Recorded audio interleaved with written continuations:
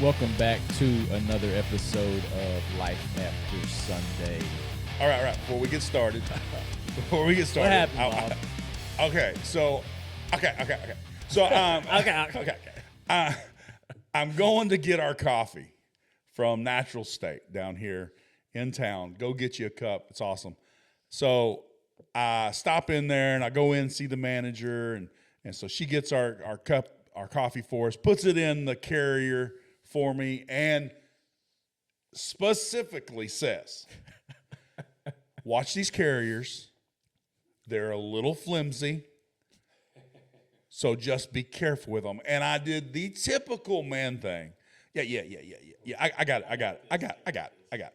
So I put it in the truck, and I've got it sitting on my armrest, 3 cups of coffee in the carrier, got my hand holding them, and I'm waiting on that awesome Atkins traffic to where you're like, we need a light, but we don't need a light. But we need a light, but we don't need a light. And so there's like car, not enough space to get out, car, somebody turning out without their blinker. And so I have to wait on them, car. And so finally I've got time and I pull out. And as soon as I pull out, cup of coffee, all the way in the back seat, into the floorboard, everywhere. Did you cuss? I think I might have had a few words come out. Let's backtrack here. Where was the coffee sitting? On my console. So there's a big armrest. I didn't want to put it in the seat because, your seat has a tilt to it. Right. So it's going to spill. So I set it on top of the console right there where my arm is so I can hold them. Yeah. But I guess I only had my hand on 2 of them and not the third one. And you romped it. And, of course, I romped on it because I was ticked off because I was waiting on all these stupid cars that don't know how to drive. Yeah. Everybody's got to go real slow and then not put your blinkers on, So I blame it on everybody else. It's definitely not my fault. 100%. Not my fault. Just like a man to not take responsibility for what he did. Speaking of Natural State, are we not blessed? You live in a town of 2,800 people. Typically don't have a coffee shop. Oh, and dude, if you haven't been inside there, that's nice. It is awesome in there. I have to say I haven't, but you took a video this morning, and it is immaculate in there. They have a fireplace, and it's awesome. It'll be awesome just to go sit in there and just hang out and have a cup of coffee, do a Bible study, or it'll be awesome. I think we're gonna go in there and do a remote at some point and film from there. Yeah. I love coffee shops, man. I'm just surprised. 2 things. I'm surprised we have an O'Reilly's and that we have a coffee shop. Pretty cool. Yeah, we're stepping up in the world. Atkins is moving up. We're moving up, man. Mike, you found a little piece of gold, a little piece of heaven this week. I did. It was just on a drive. Rock. So I dropped Jake off in Little Rock yesterday for a wedding. And I was like, I hate interstates. So I just decided to take the back roads back. So I took 113 out of by Maumelle, west side, came up around the south side of the Lake Maumelle, which I've never seen. It was beautiful. And then as I'm crossing Lake Maumelle, I see this row of houses on top of a ridge, brand new houses. I was like, man, I'd like to see what their view's like, And then as soon as I get to the top of the mountain, it's literally a right turn. So I pulled in there. And these homes got this beautiful view of Lake Maumelle. Then off to the left, you see Mount Pinnacle. And you always see a Mount Pinnacle going to Little Rock. It looks like a volcano. They actually thought, back in the old days, the settlers thought it was a volcano because it's cone shape. And it was just gorgeous. And I'm like, we need to go hike that. Yeah, that'd be awesome. I think we're actually going to try to plan a Life After Sunday dude hike. On like a Friday, maybe. A Friday, Saturday. So leave us a comment on if that's something you would be interested in doing. If we can get a couple of people to join us. I don't care if you're like me, we'll hang back and with the snacks and let these in shape guys go and do the hiking and we'll do the snacks. Yeah. I mean, you got to have support. You know, right. in war, it's just as important to have the support in the back, for the guys out front. It's important. Behind the scenes is just as important as being out front. We need encouragers. But I think that'll be cool because we can glean from each other. We can have dude conversations. Who knows what we'll talk about. and just hang out, enjoy our beautiful state. Yeah, I think don't care if it's just one guy or girl. Yeah. I mean, just come on and it might just be me, you, and Mob. who cares? We'll just go. We'll go have some man conversations. We'll get to the top and look at the beautiful view. We can maybe go eat somewhere after or something. Yeah, hang out. we got crummy weather coming for 2 weeks, so we'll, maybe after it, like today'd be perfect. Today would be perfect. I don't want to go when it gets too hot. No. 50s, high 40s is pretty perfect hiking weather for me. Yeah, but I'd never been through there, so that was kind of like a hidden gem. I was driving, just some of the neat things you see when you get off the main road. I saw a pasture, and out in the middle of a pasture was a cross, and somebody put benches around it. That's cool. Oh, And yeah. I was like, that's just cool. And then I saw a blueberry farm that's open from like June to July where you can go pick blueberries. I don't know. It's just cool stuff. We have blueberry bushes in our yard. Oh, that's right. I've eaten them. The best blueberries. We were That's building awesome. a deck. Yeah. They were good. Yeah. They Y Mountain's actually out that way too with the in the spring around Easter they have all the dandelions that come up and a Yep. whole massive field of just yellow. And it's a hot spot. People go and take pictures and Oh, I'll have to go check that out. all kinds I of stuff. love it. Yeah. I also did a ride this a couple days ago. That first sunny day after we had like clouds forever and just chilly. Are y'all like that? Like if it's cloudy for like 3 weeks, does it start to wear on you a little bit? Yeah. Oh, big time. sucks. I mean, Okay, 3 that's weeks. not It's just me. cloudy for a couple days, and I'm Okay. Yeah. I was just going to admit, you give me 3 or 4 days in the clouds, like I couldn't live in Seattle. I think I'd be depressed. It bums me out. I hate Alaska. Oh my gosh. no sun for like 3 months in the winter. So that first burst of sunshine. Did you know they we pay got- people to live in Alaska? Do they? For workers? No. Oh, You have an address in Alaska. Yeah, you that's- get paid. that's oil revenue from the state. Yeah. I did not know that. Yeah. But long story short, I hadn't really explored Magazine yet. Got over to Magazine, and man, we found this waterfall called Wildman Twin Falls. It's in the Arkansas Waterfall book.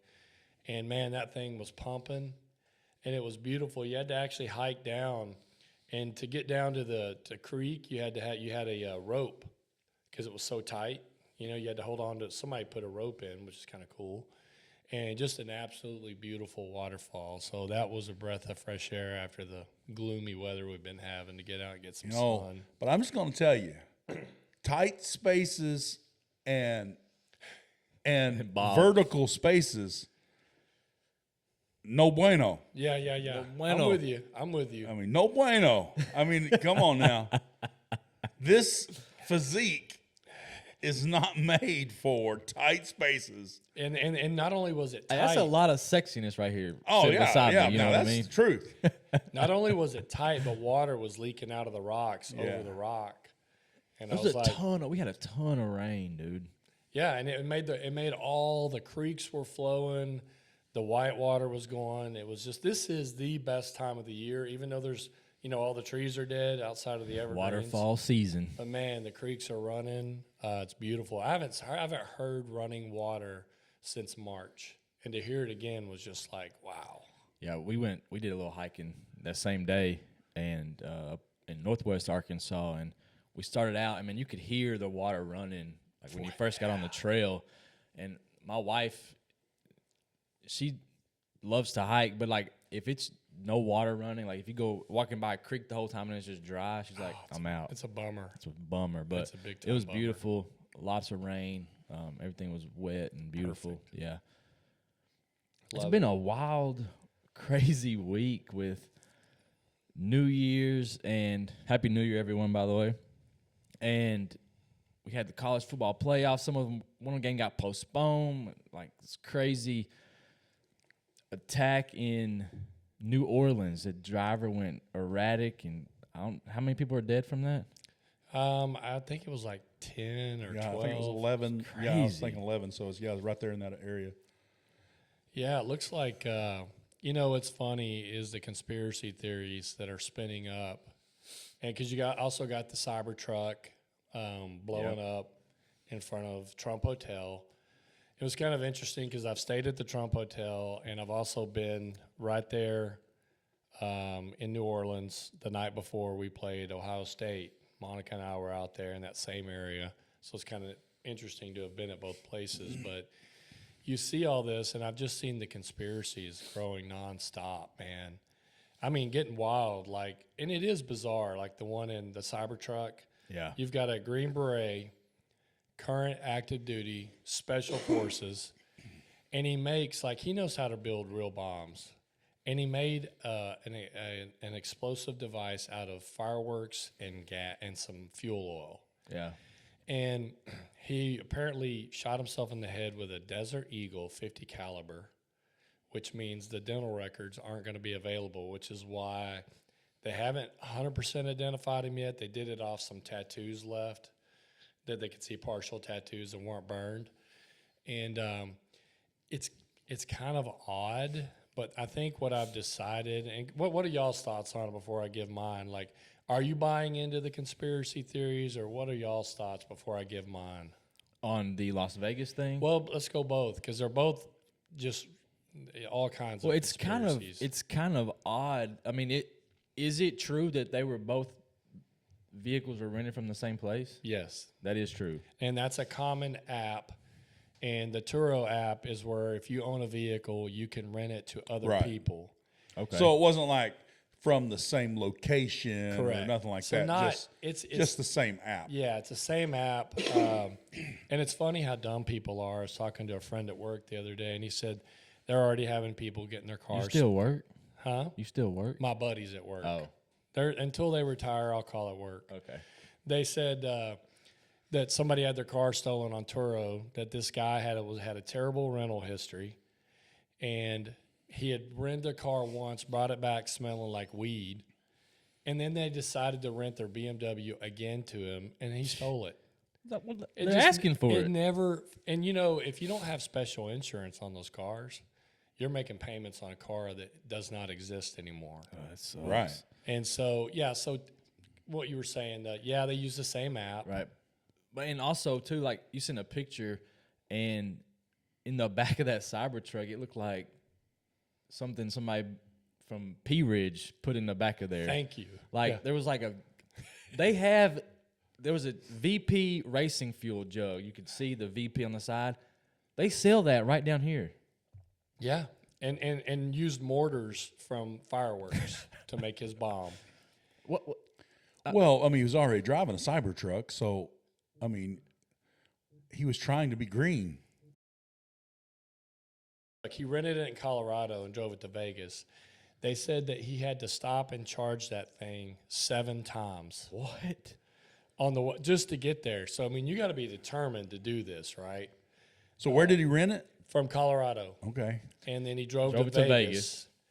Well, and then you've got that he and the guy in New Orleans were both in the Army. The guy in Vegas was active duty. The guy from Houston that went to New Orleans was not. And allegedly, they had both served together in Afghanistan. So all these conspiracy theories are kind of starting to grow. What do y'all think about it? Do y'all think, it's I mean, are there any real connections though? right? I mean, are we? Well, I mean, we're stretching. I We're think stretching so. for I think connection. so. What like was the guy in Vegas? Was he trying to not make it look professional? Well, here's kind of what I've come to, having knowing 2 people personally who killed themselves.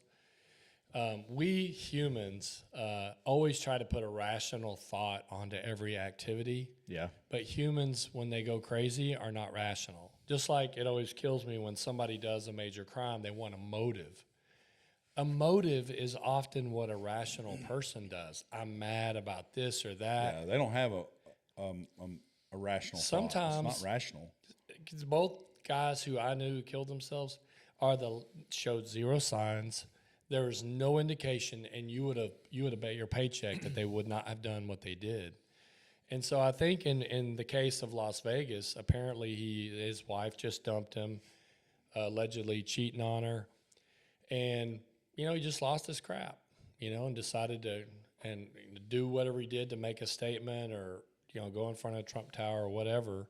And then the guy in New Orleans, rather than be in some sleeper cell that's been activated, apparently same thing there.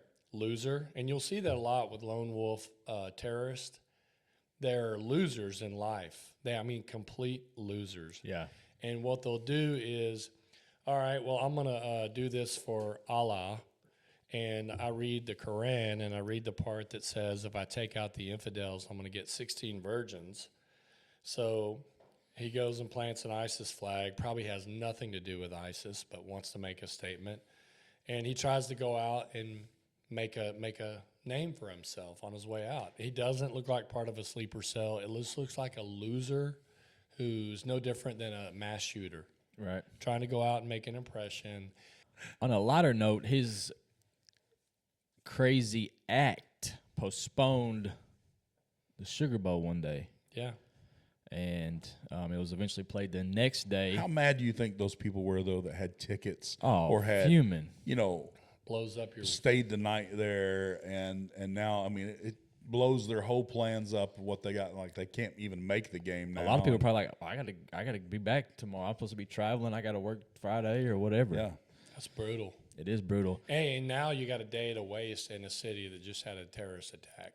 Nobody's doing anything. You're not Yeah. doing anything. You're staring at each other in the hotel room. Yeah, I couldn't imagine. But speaking of college football playoffs, there was one amazing game this week, Texas and Arizona State. That was a fun game to watch. I was rooting for Arizona State the whole way. Me too. that is the definition of targeting. It I definitely mean, I'm is. just saying, Well, I said he launched at a defenseless player to the head or neck area, face mask to face mask. Yes. and both heads went. Yeah. That's the definition. And I think any other game the whole season, that's targeting all day long, every day of the week. And Oh, yeah. does this open up a conspiracy in y'all's mind to follow the money? Arizona State's not going to bring a lot of viewership. Texas will. Right. How does this, logic and reason, how did that get reviewed? And they logically came to the conclusion that it will. Any other time, you sneeze on a guy's helmet, Yeah. but yet they stuck with no targeting. Well, that's going to give Arizona State the first down, and they potentially go That and puts them win, in field goal range. win the ball game. Yeah. Yeah, Do you know Arizona State's suing the playoff commission? really, I didn't Yeah. see that. They actually got a shot in court because we're talking millions of dollars here. This has financial outcomes.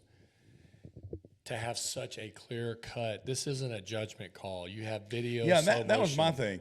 Because so often now we hear the saying, or we even say it ourselves, man, the referees shouldn't make the decision on these games. These games should be decided by the 100%. plays on the field. But there also comes a point and a line there of things that happen that you got to throw the flag. Yep. And we should all understand that, because on one side, because like they'll call a ticky-tacky pass interference call that they hadn't called that hardly all game long, but yet now all of a sudden at the end of the game they won't throw a flag. Yeah, But yet you have a targeting that is, I mean, and I honestly didn't really care who won that game. I don't want Texas to win because I don't want them to come into the SEC their very first year and be national champions. I'm petty that I way. agree. Me too. But I didn't really have a dog in the fight. And as soon as I saw it, I was like, man, that's passing. I mean, that's targeting. 100%. And the only reason I want Arizona State to win just because the underdog thing. I Yeah. like rooting for the underdog, and that little running back they got, Oh, Scatterboo. Man, that dude is unreal, he's man. the story of the year. And he was talking so much trash, and he backed it up too. He's beast. I mean, he even threw for a touchdown. I know. You want to talk about an old school football player, man? Just hard nosed. Apparently, he got sick before the game and ended up throwing up. And he said once he threw up, the light switched on. He said he felt like a new man. Once he got it out of his belly, He was ready to roll. He was Do you ready know to at one roll. point he had more offensive yards than the whole of Texas offense? it's so crazy. sad that they lost. I know, man. That 4th and 2 where he threw that pass, that changed the game Yeah, a it lot. And he was because they were amazing. out of the game They were out of the game. in the first half. Yeah. And And that also- quarterback is just a freshman. Arizona Yeah. State's quarterback was just a freshman. Let's hope he I was stays. impressed. Yeah. I love their coach too. He's a youngster. He's a young guy, and they gave him a shot, and he's really showed out as head coach, man. Yeah. He really gets the kids fired up and ready to play. So what do y'all think about the first year of the 12-team playoff? Do you like Well, the format? The matchups were bad. Yeah, the Matchups were bad. That's got to be fixed. But what I do like, and I'm going to take an opposite view of this NIL thing.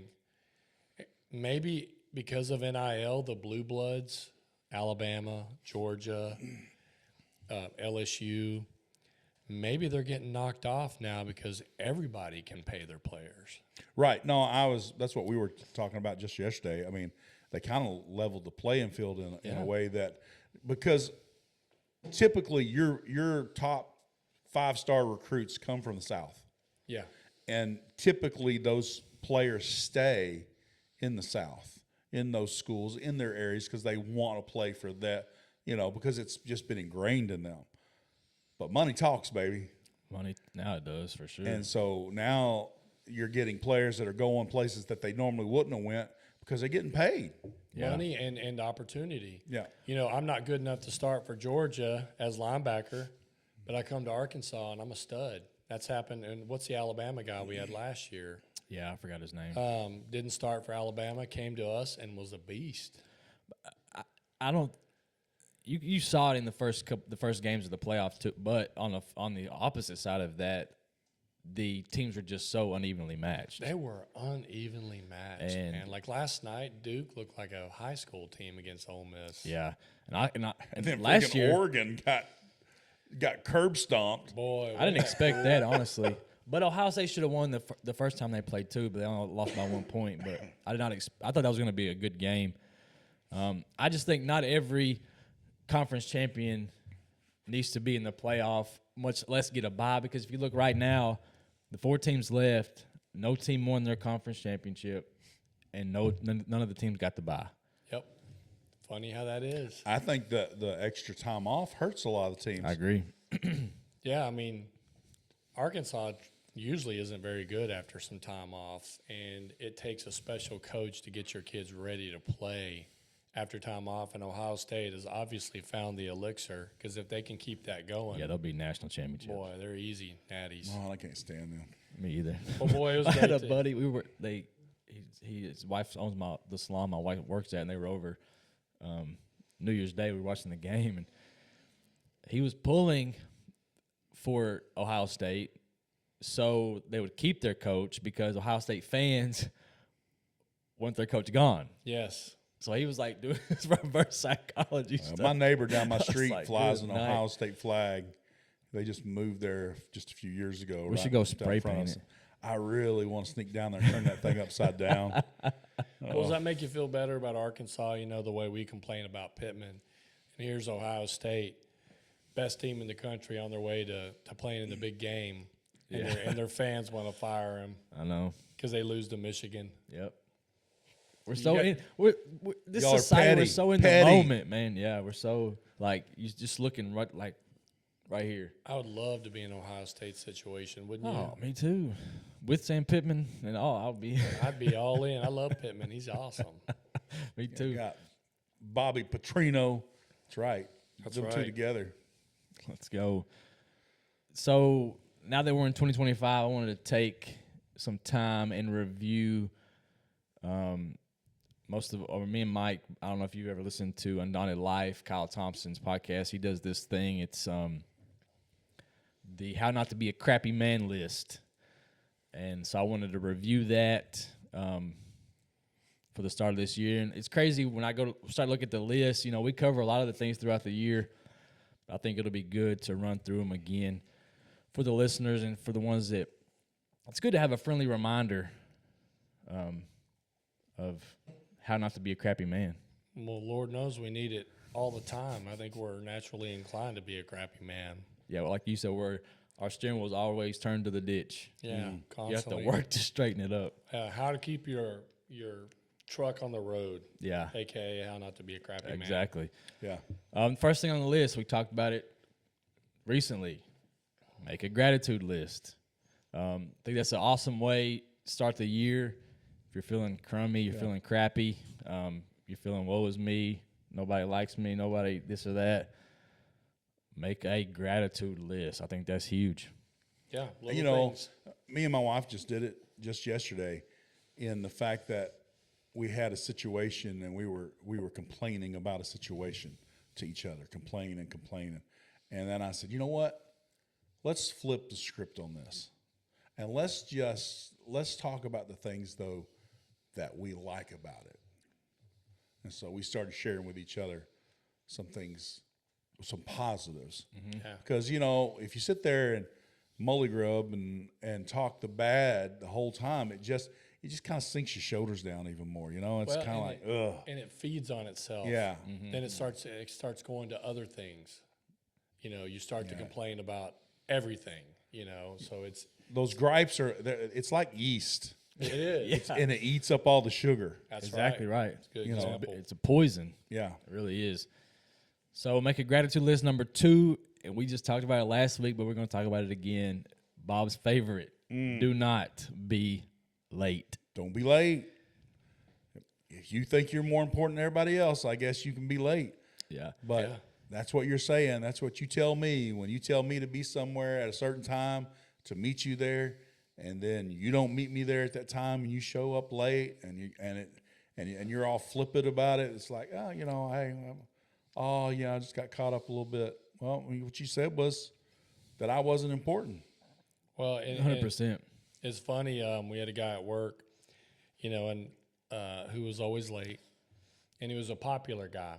Everybody liked him, and it just became known that he was going to be late to muster. You know, where we get up there and give out our, you know, weekly stuff. And finally, one day, I'd had enough with it. Pulled him into the office, and he even tried pulling out the boo-hoo little tear. I'm going through a divorce. And I'm not trying to, you know, again, I always kind of take hard takes on things, as you've seen from this so far. But I'm like, you know, I hate that that's happening to you, and I hate that you're going through it. But the 19 other people in this room all have crap going on in their life. That's right. But they didn't come to work and whine about it. I didn't tell you I got some stuff going on with Gracie at the house that made it hard for me to get to work. But I'm here. And Right. just like you say, you're saying that your problems are more important than the 19 other people sitting in 100%. this room. So it's not all about you. If they can be here, you can be here, you know? And It's not like things do happen. And, occasionally. and occasionally. This Yeah. is like Habitual. all the time, yeah. habitual late. And it's like you run out of the house and you run over something, you have a flat tire. That's going to happen. You know, if you're that person that we have to tell that we're starting 30 minutes earlier than what we are, Crystal Duval, we're talking to you. you know, but and I'm not trying to be mean, and I'm not saying you're not a nice person, Right. But and, it's and I'm not true. saying It's I don't true. love you, but what I'm saying is you say you're more important than I am. Right. Man, listen, and it was just like that at work. The reason the guy was always late is because nobody would say anything to him. And it's not about being mean. It's about delivering truth. 100%. We're either going to follow this standard or we're not. Because what if the 19 other people do the same thing? Nobody shows up. Then you have nothing. You know, it's you just got to be real with people, man. I heard a guy say if you're 10 minutes late and there's 10 people there waiting on you, you've wasted 100 minutes of time, Of other people's time. of other Yeah. people's time. That's true. Because that's 10 minutes for every person there. So you wasted a total amount of 100 minutes, which is, when you look at it that way, it's like, dang, that's kind of wild. Well, and it's funny because, like, having kids, like with Jacob, man, they always provide so many excuses. And yes, I get it. In your heart, you mean no ill will. I get it, but that doesn't change the fact that it's wrong. need You to know, be when my there. kids start that, you know what I say? Just reach down there and pick that up. Just pick that up. That big bag of excuses. Just pick it up, put it on the table so we can just unpack all of them. Let's get them out. Let's I'll get them say, out. I used to tell Jake, you're like an excuse fountain or an excuse volcano. Like, Excuse as soon as volcano. something happens, it just spews, you know, the excuses. Next one is become a weapon, both physically and mentally. You know, guys, they get in their head, and I think they overestimate their general ability to fight, and 2, their willingness to act in a kinetic situation. You know, we were created to be the protector Yeah. of our families, and my girls know there's some pre-qualifications about being the man, and they know when we go into a restaurant that I'm going to sit in the seat that my back is to the wall, or that is the furthest from the crowd, that I can see the door and see what's coming towards my table. Am I expecting some terrorist bomber to come in there and try and shoot us? No, but I am the protector, and it's just ingrained in me that I'm the protector. I'm ready at a moment's notice to get up from that table if something is coming. If somebody is falling towards my table, I can stop them from hitting my family. You know, that It's you gotta not be about prepared. being, you're not paranoid, you're No. aware. Prepared. Yeah. Situational awareness. We walk down the sidewalk. I walk on the street side Yeah. Yes. because I'm there to protect. And so, like my girls, they watch for that with guys if they're going to do this. Or they tell them whenever they're with me, hey, you better make sure this happens. Just like, I mean, this is a whole nother reason, and we won't get into this one. It's a little off color. But I don't drink with a straw either. But, you know, that's just one of my things. Well, we'll have to get the backstory on that. Yeah. But, you know, you talk about and probably a lot of people, if you lived a normal life, probably haven't been in a fight. And I quickly learned as a young police officer that, you know, I think I'm bad. Spitting fire, Man, son. I'm spitting fire. I can do anything. And what I quickly learned was like, you chase the guy down and you tackle him and you throw him to the ground. And normally that works. And then you cuff them up. And then they get back up. And then I chase them down, grab them again, throw them on the ground, try to get them in cuffs. They wiggle out and get up again. All of a sudden, I got no gas left. And the invincible man that I was a minute and 30 seconds ago is now a pile of Jell-O. Yeah. And a lot We of all people, got a plan until we get punched in the face. that or until you run out of gas. Yeah, yeah. You run out of gas, you ain't nothing. And we only got about 2 minutes of fight in us. So if you're going to fight, you better get it done in 2 minutes. Because Yeah. unless you're a trained fighter, you're done. But let's Now, put I this think- on a spiritual level. I love that. Let's put this on a spiritual level. How much do you have in your tank to fight off those arrows that are coming from the enemy towards your point. family and towards you? You know, Yeah. how much can you take to protect those that are around you, that is your people? That's You know, good. because you're not only their physical protector, but you're their spiritual protector too. It's a great point. So we need to be trained fighters in the spiritual realm, That's right. and we're not, and so then we're weak and we crumble under the first arrow. 100%. Yeah. Great That's good point, stuff. Bob. I think until it goes back to, like Bob said, like he's ready when he's at a restaurant. He's ready if something happens, and that's a mindset that you have. So like all these guys, like Mike, we go out and shoot, we do all this stuff. You know, maybe some people may be trained with the blade, all this stuff, but your mindset has to be: are you willing to take a life to save a life? Yeah. Yeah, Are you willing to take a life to save Monica or Gracie's life? yeah, yeah. Absolutely. But most people don't have that in their brain. If you've lived a normal life, you probably have not processed killing another human being in Right. your life. But that goes back to like that. It goes back to another thing we're going to talk about is pre-decision. You have to decide before you're in that moment that you're willing to do that. I think. Which means, like, in this great state, you can conceal carry. Like 100%. You should be concealed Yeah, carry. and I have my concealed carry license, and when you take that class, I mean, that's one of the things, the biggest things they talk with you about is, you know, you're not carrying for a toy, you're not carrying to wound somebody. If you pull that weapon, you're pulling that weapon to kill. Yeah. You're not pulling it to scare, and you're not pulling it to wound them. Yeah.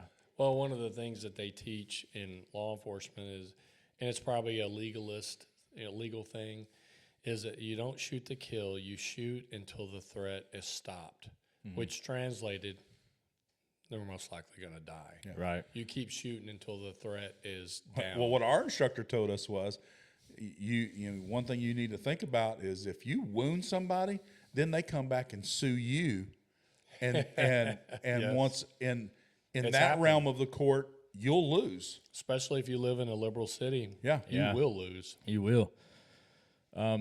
So our point is, don't hesitate when something like that happens. Hesitation will get you or your family hurt. Be ready to act. And if your whether tank's you're running empty- or what, just be ready to act. If you If your freeze, tank's you're empty, done. you're going to hesitate. Yep, 100%. This next one, man. I've had to work hard on it. Like, I've gotten better at it, tremendously better than I was. But it is: do not let sports ruin your night. I think the Hogs have been so bad lately that I succumbed to this via the environment that I've been in. I've just given up. I think we as Hog fans are the epitome of, let's just have a good night and we're that team that should have, always could have, Woulda, shoulda, coulda. Yeah. But here's my thing is, like, I'm not speaking for you guys, but how many times have I, like, the Hogs lose, and then I'm being this selfish prick to my whole family the rest of the night because they didn't do what I think they should have done, and I'm not playing the game or doing anything. But I'm mad, and I'm not showing my family any type of emotion other than I'm mad, and I may be being mean or snappy to them, all because the Hogs lost, and they didn't do anything. I used to do it big time back too. Me when too. I used to play. Like I played softball. We went and traveled and played a bunch of softball, or even now coaching girls fast pitch and stuff. I have to make sure that I don't bring that back home with me. I don't take it to the car.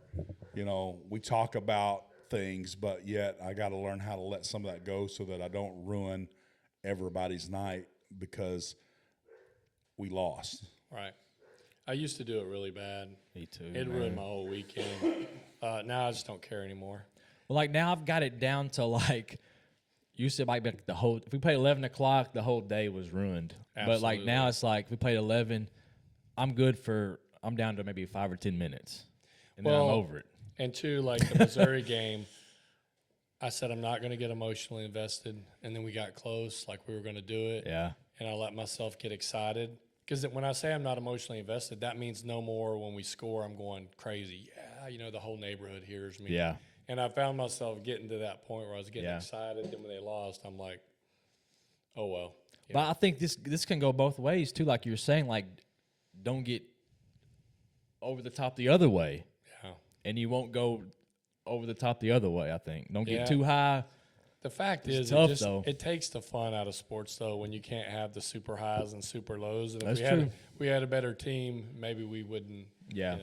feel Here's, this way. my thing is, like, in the game, that's fine in the moment, but don't let it carry over Well, that's to just where like, it starts affecting your family and your life. that's just like going and playing golf. You get out there and you hit a great shot, and then the next one you duff. And you got to learn how to, at the end of the day, when you had a crappy round of golf, to be able to get in the car and go, crappy day of golf is better than no day without golf. That's true. I've heard golf can be pretty maddening. It can destroy you because you can go out and play the best round you've ever played, and the very next day play the worst round. And you've there's ever no explanation. no explanation for it. And the honest truth is, we all think we should be good at something that we don't practice enough in the first place. But I'm horrible at it, but I still go play. Yeah. You got to get it in your head like it's a game of failure. It's just like baseball. Well, like baseball and softball themselves, a failing grade is great. Amazing. Yeah. You're batting 333. You're doing something. Yeah. Next up is be extra nice to support staff and service providers. It's a good one. That's real good. I think Your in this- waiters, your waitresses. Yeah, like people that help people get on planes, and your waiters and waitresses, hostesses, that kind of stuff. We're not flying a lot, but more so around here, would be waiters and But waitresses now, and let me ask you this. customer service people. Okay, so we've seen it so much here lately. Tipping. If I order at the counter and then it pops up wanting me to give a tip, That's the plague right now, bro. do I tip? No. I don't. If you're not giving me, I don't, but then the question is, do they pay the people behind the That's, counter yeah, less? that's the question. Because that's what they do with servers. You know, servers get paid less per hour, but they make their money up off tips, and they make real good money off tips if they're good servers. If they're good servers, yeah. You know, and I try to tip well. Yeah. Me too. But if I'm ordering from the counter, my problem is that person is sitting there looking at me. The guilt Yeah. just overwhelms And me. it's like bro. me hitting that no tip is almost like me looking at them going, you suck. I know. Yeah. That was at Starbucks. You know, I'm paying $6 for a cup of coffee, and now they stick here's a question for you. I'm in the drive-through, and the guilt overwhelmed me. That's at Seven Brew. Well, Starbucks does it now too. Okay. And you know, at least at Seven Brew, they talk to you. They come up to your car to get your work. I can, and they're cold. They're outside. I get that. But like at Starbucks, man, I felt so guilty. I hit the tip, and I was like, that was the dumbest tip I've ever given. I think it's a lost art too, you know, in our society of please and thank you and going out of your way for these people. You know, they may have had a terrible day or whatever. So I have to really watch this myself because my wife tells me I'm scary. yeah, I have that same problem. Like, Bob. so it was like back when, you know, they actually had people working at Walmart that checked Check you you out. out. Now you check yourself out, so I could just get mad at myself, I guess. But you know, back in the day, you know, they would check you out, and then you get your they'd say, okay, that's 84.50, and you're like, and I would say, I don't think that's right. And my wife would go, whoa, back off, babe. You're being aggressive. And I'm like, I'm not being aggressive. I just don't think that was right. I can be wrong, yeah, but I have to really watch because I can come across very aggressive, right. and so myself learning to live what I call the because life, because he first loved me. I got to love others. I have to really practice being soft when I speak to them and smiling. Man, I used to be such a aggressive jerk. I'd go to Walmart, and if the checkout person looked mad and angry and wouldn't even speak to you, I'd be like, "Hey, how you doing?" And I'd do it real aggressive. You having a good day? Or even one time, I walked in eating with my buddies. We're all in uniform, and this guy was staring at me, and he just kept staring and staring and staring. And I walked over to him, and I got bent over right down his face. I said, "Can I help you?" And he goes, "What?" I was like, "Well, you were staring at me the whole time I came in. I thought maybe you needed public assistance, so I'm here to see if you need any help." No, I'm good. You know, that's just jerk behavior. Yeah. Well, the one I'm really working on, because it's another one of those that really ticks me off, is when someone's checking me out and they're talking to this other person over here, and they're not even paying attention that I've even walked up. They're just running it through, and blah, blah, blah, just, no customer service. And I have to really, because I really want to be a, you know what. Well, and that's why I'm trying to work on the mindset now as a calmer, gentler, sweeter guy is to try to be, well, maybe they're having a bad day, and maybe, I don't know, maybe their dad just died. People all have stories, and then to just give them the grace and the benefit of the doubt, and it's something I hadn't done through most of my life, you know. It's gonna bring me up to. I'm gonna skip down a few lines because it's gonna be it's a perfect segue from what Bob just says. But this next one is, give the person in front of you your full attention. Turn off all notifications on your smartwatch. Yeah, Like you love this one. Yeah, that now, you know, Bob's on being late. This is me. If I'm talking to you and you start looking at your phone, like I just stop talking. I'll be like, what am I here for? Because now I'm not important. Because I'm not important, and so I'll stop talking, and it usually makes them look up from their phone. I'm like, "You done? You done?" And so by the same token, you know how it is. Usually, if something like that bothers you, then you go out of your way not to do that to others. Which, and even when that happens, sometimes if I'm getting blasted with text, I'll just say, Hold on for a second. Hold on. Let me make sure everything's good. I'm interested in what you got to say. Just let me look at this. All right, and what you got? Yeah, well, it's happened for me and you between us before. Like, I've done it before, and he just stops talking. I'm looking up, I'm like, and then it happened earlier. I was talking to him, And he got on his phone. He was like, "Oh, let me put my phone in my pocket while you're talking." In the sales world that I work in, a lot of times I leave my phone, and sometimes it hurts me to do it, but I'll leave my phone in the truck when I go in to talk to somebody, because that way I don't have that to get me off of them. You know, I don't have distraction. Well, I even tell my buddies, I'm like, we're going to have to go to marriage counseling. And they're like, what? Like, if you keep looking at your phone while we talk, I don't feel loved. We're going to need to go to therapy. Well, I've only recently started wearing my smartwatch again. I made it actually a dumb watch. Now I Yeah, have turn no 'em off. notifications turned on, but through this list, and like I think I remember one middle of last year, I was at church and my phone was just blowing up, and like I was constantly looking at my watch, and I was getting distracted, and I was like, no more. I just quit wearing it. I pulled out the old G-Shock, started wearing it again. But I think if that's a problem, you need to correct it. It's not if. Everybody does it. Everybody. My wife does it. And I've done it to her. I've done it to people. But, you know, it's so funny how far society's come. I mean, there's like this list that George Washington made on proper behavior. Yeah. You know, and we look at the way we treat each other as humans now. And it's so different because back then there was so much respect given to the person in front of you. Mm-hmm. And now we are just, and not only that, half the time somebody's talking, the person you're talking to is daydreaming about something else and generating what they're going to say, and they're not even listening to the words. Yep. That's the key. One of the big keys that bothers me too is when you know you're talking to somebody that they're only listening to you to find a break for them to tell you what they want to say about what you said. Yeah. Yep. Although we kind of do that here, but that's kind of how a podcast works. Right. But when, you know, and it's normally they're those one-uppers. Yeah. Yeah. You know, like you're telling something, and so then they have to tell the story of how theirs was worse or bigger or badder or whatever. 100%. It's wild. Be present. Yeah, be present in the moment, man. If you find yourself doing that, think of us and put your phone away. Hey, and here's the other thing, too. Start calling your buddies out. Yes. We're buddies. We're all friends. And when it happens, hey, bro. Well, and that's that don't live in this 6-inch screen.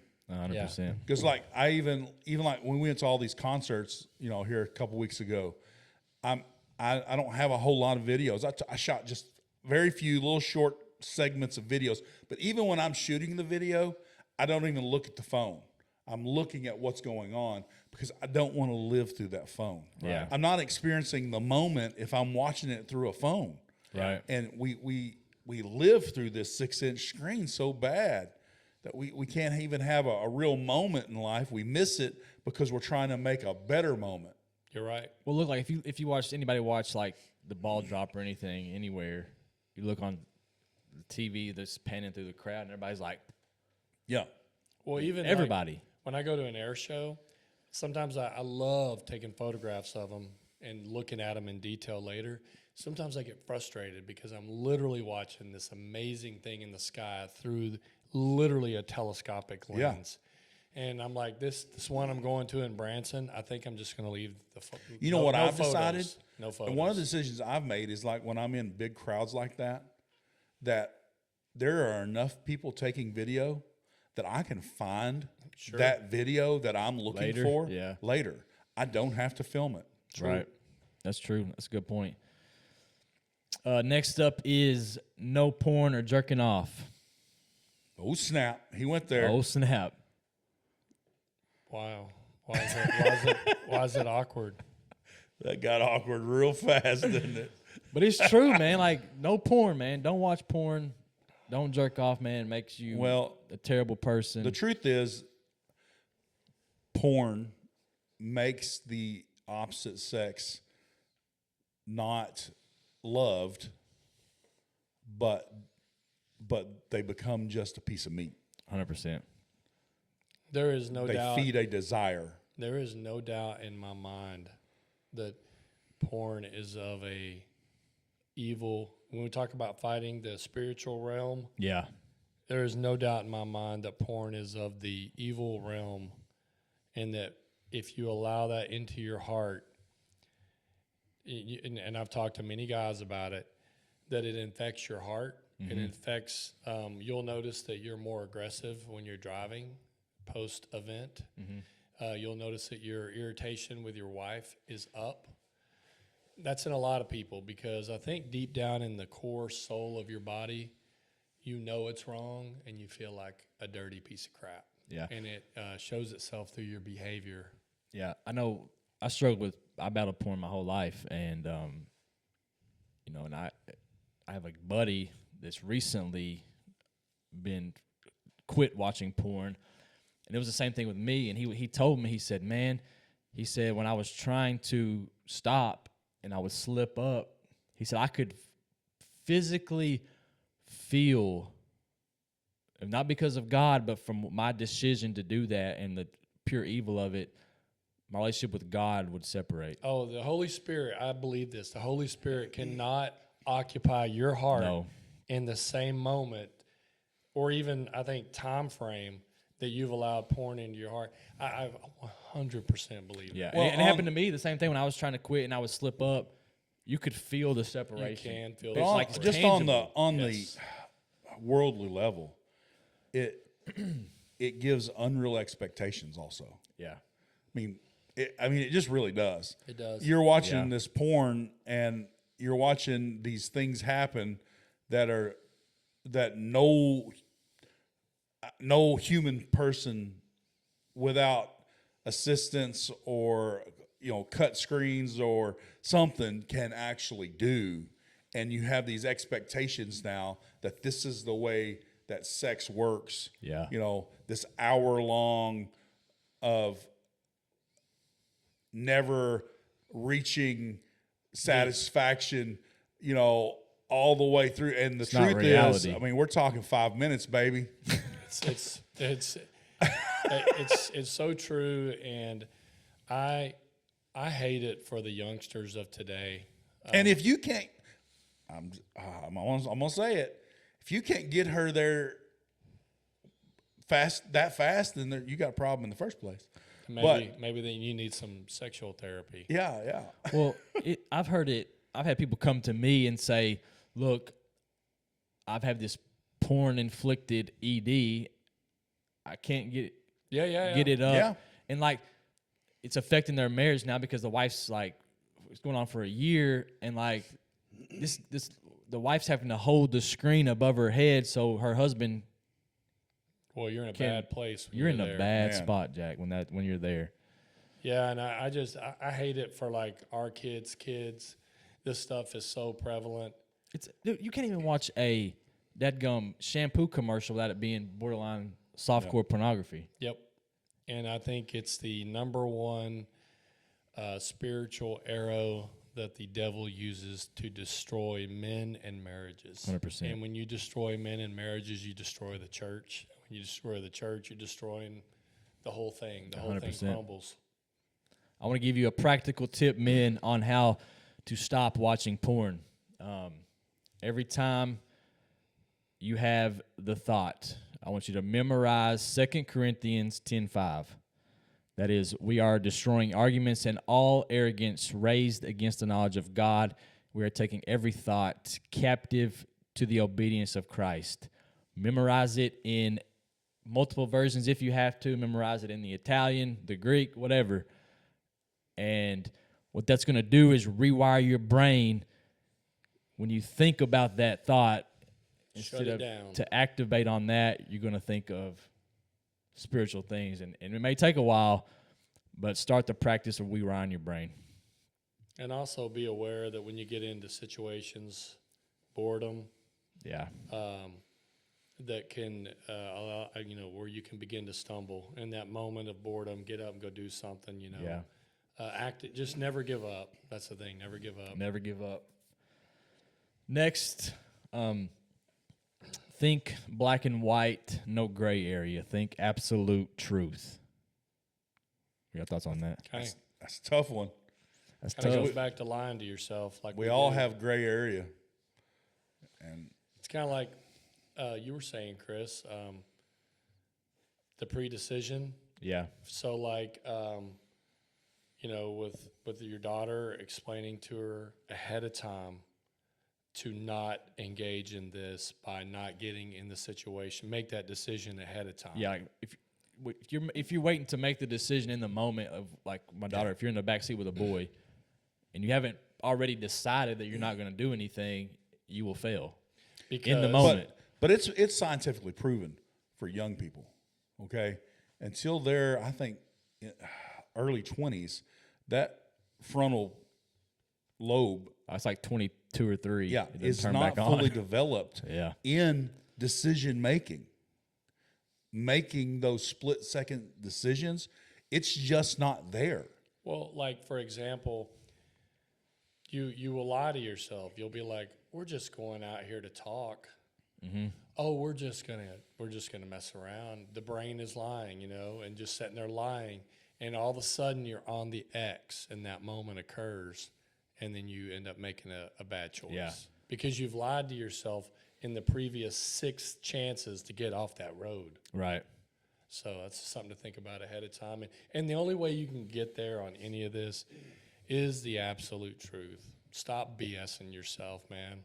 Stop. Yeah. And I think, too, like, if you make the pre-decision, like, if you have a problem with porn or if you have a problem with being mean to your wife, like, pre-decide before you get in an argument, or pre-decide that you're not going to do something.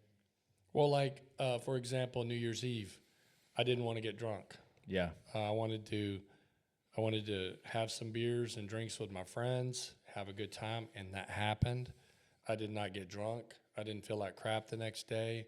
I had a wholesome, good time in a completely safe environment with friends, and I had a blast. But you pre-decided that. But it had to be pre-decided. Yeah. And Because sometimes it's a pre-decision on the situation or area you put yourself in. Yeah. You know, if you're not going to do this, then you don't need this around, you know, because this plus this equals this. Yeah, right. You know, I mean, I used to tell kids in the youth group, you don't want to end up pregnant, then don't be alone with your boyfriend. Right. You know, if you're sitting in the living room with your mom and dad watching movies instead of back in the bedroom watching movies, it's going to be a whole lot harder. Yeah. I mean, you know, That's a pre-decision. it's right. You got to make that decision ahead of time. My pastor always says, if you're an alcoholic, don't sell puppies in the parking lot of a liquor store. Right. That's a pre-decision. Like, That's Yeah, it. right. So, next, Michael liked this one. Don't only consume content that agrees with you. Yeah, That's because good. you're going to live in a vacuum and you're not going to have any truth. Yep. You got to have friends, to call you out. Yep. Yeah. Because if you don't, you're going to live in a fake world of your own making. Yep. And if you only listen to content like of preachers talking about atheists, they're talking about how they confront atheists or whatever. Maybe listen to an atheist so you know how they think, so you can confront one of them. If like, ever, that's just an example. And we talk about all the time with politics and news. You know, we turn on a liberal station just to hear what they're saying. Just to hear it.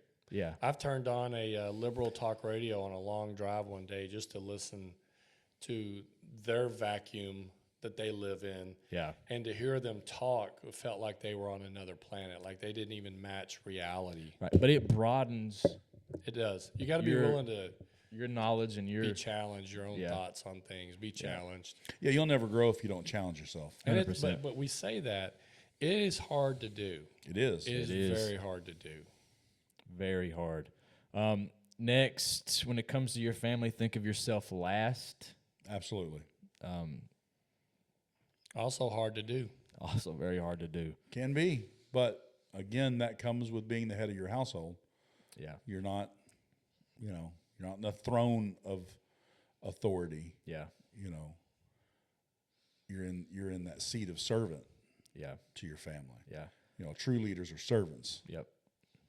Or like, you know, when you get done eating and you know your wife's going to clean up that bowl, so you just throw it in the sink because you know she'll get it. Oh, dude, I'm world's worst, and I've really been working on that. I've been I've trying to work really on it been working too. on that. Like when I'll cook, but I'll just leave all the dishes in the sink, And then after we get done eating, well, she's in there cleaning the kitchen, and I'm in there sitting in the recliner. And I feel bad about it Yes. when I'm sitting there, and I'm like, I really should go in there and help her. Yep. But now I'm just going to look like I'm doing it because she's mad. I start making those excuses up in my own head. But But let's get the excuse bag up, Bob.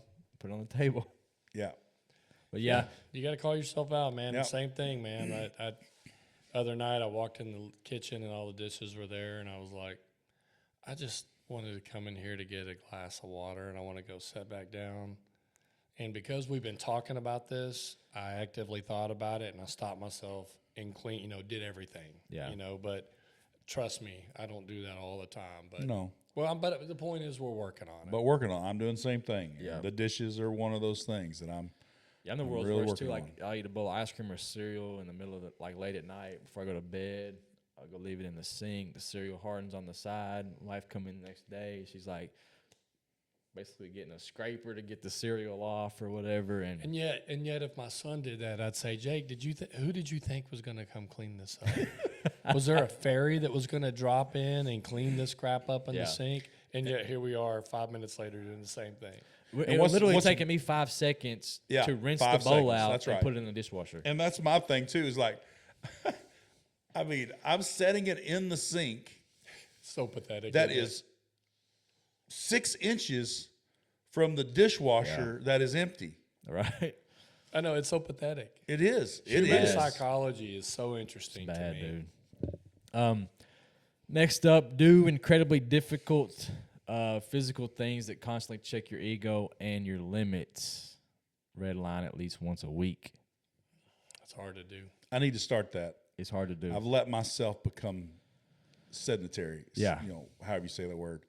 I'm stagnant. Yeah. And so, and us being physically able will also promote us to be mentally able. 100%. And I can remember telling myself, oh, man, I'll never get back to that. And I am. Yeah. I used to work out every day. I mean, it was like life almost. I mean, I got up early, got up at 4 a.m. just to go to the gym every day. And and like it says, I'm not redlining anymore. I'm not letting myself get up in there and, like our buddy used to say, Paul David, he'd be in his truck and he'd romp on it, and he'd say, "I gotta blow the soot out, boys." We all need to blow the soot out. Yeah. I'm going to give, especially those of us who are 50 years old, I'm going to give you some motivation here because I thought you said you're going to give them a pass. There's no passes around I'm gonna here. so here's the thing. Remember last year when we were working out, and once a week, because we talked about this last year, I'd try to get on that death bicycle That thing sucks, dude. and try to redline once a week. Yeah. Well, That I've fan stopped- bike, like a rogue. Yeah. And you go anaerobic real quick. Quick. And I'm talking you're miserable and it's awful. I quit doing that. So my motivation for doing that at the age of 50 is because that same exercise can come into play with your spouse. And you want to be able to not be gassed, standing up, gasping for air. Yeah. You want to be able to, just like when you were 20, to be able to, have the physical shape. I ain't good as I once was. So what, for us men, we need to redline once a week to make sure that we keep the lung capacity to take care of business. Aside from that, like, what happens if you did get in a fight, you would be gassed? Well, I'm at the age now. I'm not fighting. I'm just going. What if somebody attacked your family? I'm gonna shoot them. Yeah, I'm not. What if you didn't have your gun on you? Old you're meat's right. tough meat. I'm picking up a 2x4. I mean, I ain't Right. fighting. I ain't fighting fair. It's the same thing. I mean, there Yeah. are But no still, negatives you're right. to it. What if somebody fell and you couldn't pick them up? What if you weren't strong enough to pick them up? Like, What if your kid gets hurt and you need to carry them somewhere, but now you can't, because you're going to be winded. You won't be able to do it. Right. And don't try to blow this back on me, son. I'm gonna go red line because I don't want to be gasping for air when it's my turn. If you're gonna, Yeah. it's too late for what's happening tonight. So Yeah, so I'll have to work on that you next got to week. work on that for next week. Yeah. Next up is get involved in a local church. I think that's very important for us men. Men are leaders of the church, leaders of the home, and I think it's important. It is, because the reality is I just want to go there for the sermon and go home. I don't want to serve because my selfish body says it's a pain. It screws up my lunch plans. I got to go there early. I don't like it because I'm selfish. Yeah, And you have to fight that. Like signing up for security, there are times I'm like, I hate doing this because I have to be there at 9, from 9 to 12. And selfishly, I pretty much hate it. But I fixed the mindset to, well, this is how I serve. yes, And so, yeah, I'm just giving you the honest thoughts deep inside. Nobody there knows I've ever walked in and thought I hate it. right, But, you know, Right. that's what you got to do, man. yeah, But that goes back to we need to spiritually redline too. yes, We need to. Or maybe I won't hate it. we need to push ourselves further. yes. That rubber band needs to be, that bow. you needs think to be you've got pulled back enough, further go to a give little it more farther. power, and it gives Yeah. you a little more momentum. Yeah, when you think you've got enough, Yeah, just pushing a little bit farther, Kinda like- read a little bit more, kind of pray a like little bit in longer. Top Gun Maverick. Oh, now we're talking. At the Let's very go. beginning, when he's flying at Mach 10, and he's like, Just just a little bit more, got a little bit more, got to push it just a little bit more. Yeah, that's awesome. Yeah, that's a what good we need analogy. to do. Study the Bible with other men. I think that's very important. And And that's something that we are wanting to do Yeah. with some of you guys too. We want to start seeing about doing that together. yeah, starting a Bible study. And it's not saying that we're all going to agree on everything. No. Because we need, just like what we were even talking about earlier, we need other opinions on stuff. Because we all need to sharpen each other. Iron sharpens iron, and if you've got two things that agree on everything, that's two round boulders just rolling against each other. Yeah, That's not two irons sharpening each other. that's right. And I've found throughout the years that when you get man to man with another dude and start talking, especially if they don't have really anybody to talk to, quickly you're going to find out they're like, I worry about the same things you do, Yeah. and you struggle with that. Oh God, that makes me feel better. I've been struggling with the same thing. Yeah. And that'll come out in, like a Bible study together. I think that's good. So be on the lookout on that. We're actually going to sit down and try to iron that out soon. So be on the lookout for that. Real quick, the last few here. Be known for what you are for and what you are against. I think oftentimes we're quicker to say what we're for, but we kind of don't ever say what we're against. I don't think I have that problem. You don't. No. But I think a lot of men do. A lot of have men that do, problem. no question. 100%. But there's a lot of people that don't like confrontation too. That's Yeah, true. that's the way my they're son afraid of is. confrontation, so Yeah. they back off, and Yeah. that's not who I am. You got it. But those who have that problem, man, you got to fight through that, man. Yeah. Yep. You can't go through life. I would avoiding rather just go ahead and confrontation. handle a confrontation right now. Yep. If there's going to be a confrontation, I don't want to wait till next week. I don't want to let's get together when we can. No, let's handle this right now. I've tended in the past, and it's something I've worked on, is being very passive and not wanting confrontation. But recently, in the past several years, been working on that and giving my thoughts, even if it's disagrees with somebody, but if it's what I believe in, that's okay. And stand for what you believe. Yeah. It's okay. It's okay to stand for what Yep. you believe, and it's okay to not agree with everybody. 100%. Yep. That's good. Next up, don't pretend to know something you don't. Relish the opportunity to look like an idiot. Yeah. So, and it's common between dudes. Like, if, for example, Mike say, "Hey, man, you seen this F-18? Do you know what blah blah this is and this thing?" And I'm like, And we go, yeah. "Yeah, I do, but I Yeah. don't." But the truth is, no, I ain't got a Like- clue what you're talking about. Stop and ask a question. Yep. And what that does is, It's okay to say nope. yep, it creates an opportunity for one, yourself to learn, and two, for the guy to explain and teach something. Well, that's like when I was working with these guys building the deck. I'm an idiot. I Yeah. want to learn. Yeah. Or another thing I like to do is when I love anybody who's been around me for a minute, I quiz Bob like crazy about his printing business. I quizzed him about his job. I want to learn because I've only been a cop. I've only been in the military. Yeah. That's not the way most of the world is. So anytime I meet someone, I want to know about their job. Tell me what your day's like, Yeah. you know, because you can learn a lot about what they do, and plus you make a connection with them. That's good. Do that. And the easiest way to make a connection with somebody is to ask them about them. Yeah. Yep. Not tell them about you. Ask them about them. Ask them about them. Hey, I want to add one to this. I just came up with this. Really? You ready? It's impressive. The light came on. So I've my whole life I've been terrible with names, and that's an excuse. That's a crutch. Because in reality, if we're not going to lie to ourselves, and I'm going to be honest with myself as I am y'all on things, the fact is you don't care enough to learn their name. That's a fact. And if you think about it, it's highly disrespectful. And so, like at church, I don't know half the security guys' names I work with because I hear their name and it just goes in one ear and out the other. So I'm going to make an effort through my notes app to write down their name and something about them.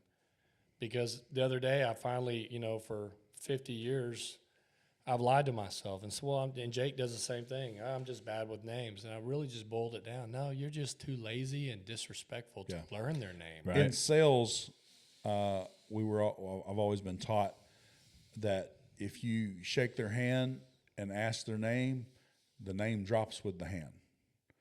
Oh, wow. Oh, wow, yeah. And so I don't ask people's names when I come up right then.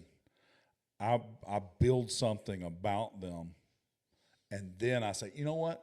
I never shared with you my name, and I don't know your name. You know, I'm Bob. What was your name?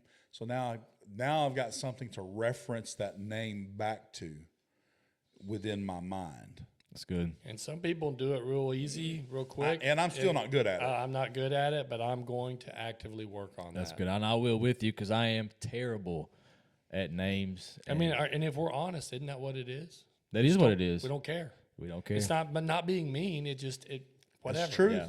But You know? but you know what that can do to somebody is if you meet them one time and then the next time you come up to them, it's you say their awful. name. Or it's If you great. say their It's name, phenomenal. it's phenomenal. You instantly have a connection. And if you can't remember their name, Instead of going, hey, brother. what was your name again? They feel this big. How gross do you feel when that happens? Yeah. Well, I think we What's both up, feel this dude? big. Yeah. Gosh, I hate it. Yeah, it's man. terrible. Well, add it to the list. Do a better job at remembering names. That's right. Add it to the list. Next up is figure out what's going on locally and get involved. We just had a national election, and everybody was locked in with that, but probably didn't have a clue what was going on in their local government. If you want to change something, you have a better odds of doing that locally than nationally. Facts. Especially school boards. You got kids in school. And most Stuff people probably like don't that. even know who's on their school board that their kids go to. Yeah, I'm just trying to get everybody I know to vote. I came to Arkansas, and I'm shocked at how many friends I have that didn't vote in the presidential election. Wow. Any thoughts on that, Bob? I'm all about voting. Get out there and vote. I mean, if you want to gripe about it, you need to put your vote in about it. That's true. That's good. And last up, focus on discipline, not motivation. And what's the difference, Chris? Motivation would be temporary. Discipline is a learned behavior. Once you learn it, you're going to do it no matter what. You're going to get up at 4 a.m. No matter what you feel. Your emotions aren't going to sway you if you're disciplined. If you're going strictly on motivation, you will lie to yourself. It's an emotion. It's an emotion. Yeah, motivation. Mo comes and goes. Yep. He's fickle that way. Look at Bob with his wisdom. He's like an old man over there with his beard, just spitting out the wisdom. He needs to man. put his glasses like on the tip of his nose, you know. So That's right. there it is. Yeah, Mo can swing both ways too. You know, you can just like in the middle of a ball game, how motivation Yeah, that's in true. the game can completely change just by something small happening. But you got to understand that you can lose it just as fast as you can get it. Yeah. So you can't build on motivation. You got to build on discipline. That's a fact. That's good. So, guys out there, focus on discipline, not motivation. You guys got anything else? Nope. That's good. That's a good one. That was a good one, man. I thank everybody for listening. However you're listening, give us a follow, subscribe. If you like the episode, share it with a buddy. Help us get our content out there. Comment. Comment again. Remember, if you want to go on a hike, comment. If you're interested in Bible study, comment. Let us know your thoughts. And comment if you're interested in being on location when we do a broadcast from like the coffee shop down here. Yeah. So that we'll tell you when, so that you can, we may film it, but you can be there, and that way you can interact with us while we're doing the show. Yeah, that'll be fun. I'm looking forward to that. And Yeah, we'll be thinking about that Pinnacle Mountain hike. yeah, I want to get that planned for sure. Yeah. I'll pray us out of here. Definitely, Father, Lord, I thank you for this new year. I thank you for my brothers, and I thank you for everyone listening. I pray, Father, you give us the strength to go through our lives with a fine-tooth comb and help us follow this list of how not to be a crappy man. Father, if we're falling short in an area, let it be known to us and give us the strength to correct it to the best of our ability. Lead and guide us by your Holy Spirit, and we love you and we praise you in Jesus' name. Amen. Amen.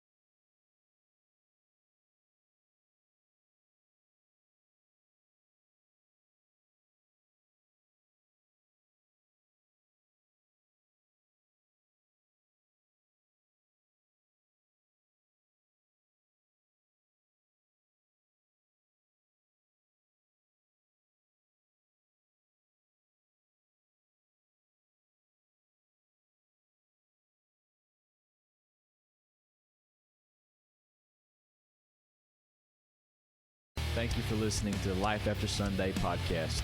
We hope you enjoyed it. Please give us a like and a comment, and go follow us on Facebook, YouTube, and Rumble. And as always, keep fighting the good fight.